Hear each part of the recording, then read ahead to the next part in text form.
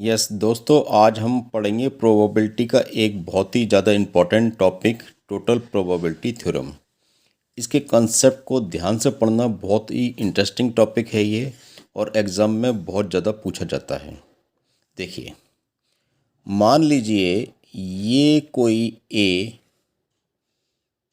अपन एक सेट बना लिया, यूनिवर्सल सेट, ठीक। और इसमें ये कोई पार्ट ले लिया हमने, ये इसका एक कोई पार्ट है, इसको दिखा दिया ए। फिर से समझें, ये कोई एक सेट है या सैम्पल स्पेस है, और ये इसका एक कोई कॉमन पार्ट है ए। और इस पूरे सैम्पल स्पेस को हमने मान लीजिए 4 भागों में डिवाइड कर लिया। इसको बोल दिया मान लीजिए E1, इसको E2, E3 और इसको बोल दिया E4। अब आप ध्यान से देखें, अगर मैं इस पोर्शन की बात करूं, इस पोर्शन की बात करूं, इसकी करूं या इसकी करूं, तो आप कहेंगे कि ये जो पोर्शन है E1 इंटरसेक्शन ए, यानी E1 ये वाला पोर्शन, ये वाला पोर्शन और इस ए का ये पोर्शन, दोनों का इंटरसेक्शन है। ऐसे ये क्या है, E2 इंटरसेक्शन ए, इसी तरीके से ये E3 इंटरसेक्शन ए, ऐसे E4 इंटरसेक्शन ए, ठीक। तो ये पूरा फिर से समझते हैं इसको एक बार। ये कोई एक सेट है और इसमें ए ये जो है एक कोई कॉमन सेट अपने ले लिया। इस पूरे सैंपल स्पेस को हमने 4 भागों में डिवाइड कर दिया, 3 में, 4 में, 5 में, 7 में, n टाइम्स अपन डिवाइड कर सकते हैं। तो ये जो पोर्शन है ये E1 है। ये क्या है, E1 है। किसका है E1? पूरे सेट का। ये E2 है, ऐसे ये E3 है और ये E4 है। ये पूरा ये E1 कहलाएगा, ये E2 कहलाएगा, ये E3 कहलाएगा और ये जो सेट दिख रहे हैं आप, ये क्या है, E1 और A का इंटरसेक्टिंग पार्ट है, कॉमन पार्ट है। ऐसे ये E2 और A का है, E3 और A का है, E4 और A का है, ठीक। तो अगर मैं A की बात करूं तो A आप कहेंगे,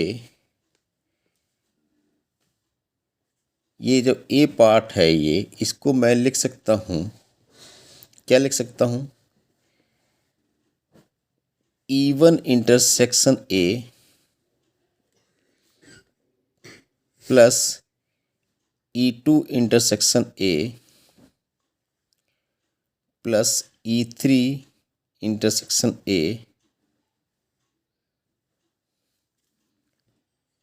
ये A है, plus E4 intersection A।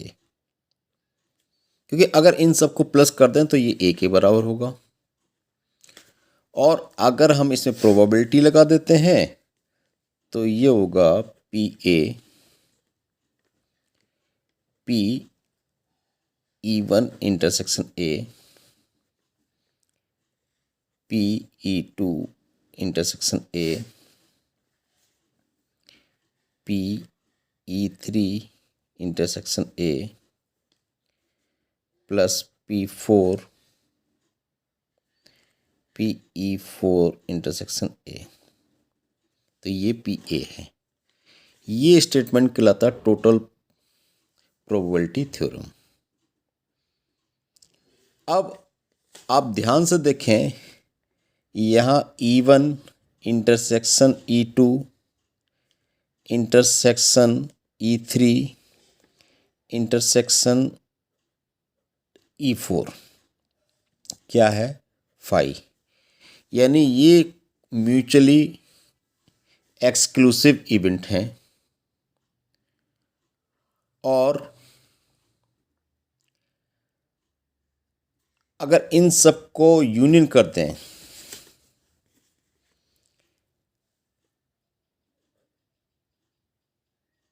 E1 union E2 union E3 union E4, तो ये पूरा पोर्शन P बन जाता है, यानी पूरा सेट बन जाता है आपका P बन जाता है। ये इसको सैम्पल स्पेस S से भी अपन लिख सकते हैं।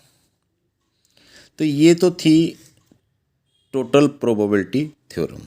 एक बार फिर से समझते हैं।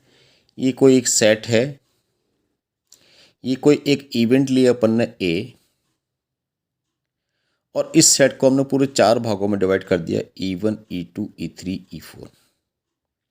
E1 का मतलब है ये पूरा सेक्शन, ये इतना पोर्शन। ऐसे ये E2 है, E3 और ये E4 है। ये जो सेक्शन देख रहे हैं ये इंटरसेक्टिंग पार्ट है, किस किस का है, A और E1 का। तो ये हो गया E1 इंटरसेक्शन A, ये E2 intersection A, E3 intersection A और ये E4 इंटरसेक्शन A। तो अगर मैं इस पूरे की बात करूं तो आप कहेंगे सर इसको सबको प्लस कर दीजिए तो A बन जाएगा, वही हमने ये लिखा है। और अगर इसकी प्रोबेबिलिटी लिखें तो P लगा दिया, तो ये प्रोबेबिलिटी इनकी, इसी को बोलते हैं टोटल प्रोबेबिलिटी ऑफ थ्योरम। अब आपने कंडीशनल प्रोबेबिलिटी पढ़ी होगी, कंडीशनल प्रोबेबिलिटी पढ़ी होगी, तो इसी को लिखेंगे PA इक्वल PE1। ये क्या था, E1 का पार्ट था। ये जो पार्ट है ये किसका पार्ट है, E1 का पार्ट है। और इसको लिखेंगे PA upon E1 plus PE2 PA upon E2 plus PE3 PA upon E3 plus PE4 PA upon E4। ये स्टेटमेंट पूरा क्या कहलाएगा, आपका टोटल प्रोबेबिलिटी ऑफ थ्योरम। बहुत सिंपल है बच्चों, ध्यान से पढ़ना, बिल्कुल समझ में आएगा। नेक्स्ट वीडियो में मैं आपको बाइस थ्योरम समझाऊंगा टोटल प्रोबेबिलिटी थ्योरम की हेल्प से। धन्यवाद।